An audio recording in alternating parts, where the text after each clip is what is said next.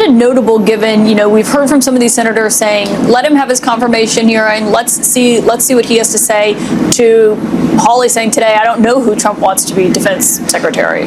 Right, and that's my point from before, Caitlin, that, if Trump is very actively discussing other options, and I know this from multiple sources, I'm sure you do too, Ron DeSantis is one of them, other people would like to see Mike Waltz, it would still be sort of mind-boggling if Ron DeSantis does get chosen and Trump does pull the rug out from under Hegseth, because you will just hear a replay of all of these things that DeSantis said about Trump in their primary, including about Trump's first indictment in Manhattan and the trial related to a hush money payment to a porn star.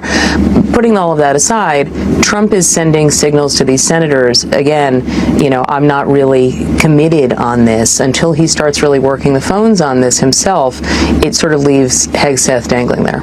Yeah, can we talk about the DeSantis aspect of this? Because, Trump is considering a few other people. There's Joni Ernst's name has been thrown around, Bill Hagerty's, and obviously, but having a conversation with Ron DeSantis about this job, it's just obviously struck so many people in Trump's orbit. I know he had kind of talked about DeSantis putting him at the Department of Homeland Security a few weeks ago when he was going through these nominations, but the idea that he had a conversation with someone who was one of his fiercest critics about a year and a half ago, it is quite notable for this moment.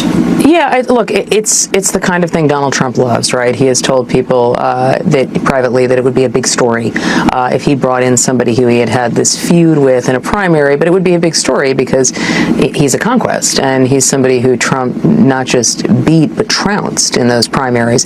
Ron DeSantis is the person who the New York Post had put on their front page in 2022 as the future, and that obviously did not last. So I understand why, for Donald Trump, who we know likes this kind of a narrative about people falling in line with him, this is appealing. And DeSantis, would I'm sure get easily confirmed. He fits a lot of the Trump agenda. He has, the same program that Trump has on what he wants for the military and fighting against what both call, the woke military and woke leadership. And I think you would see a lot of symmetry there.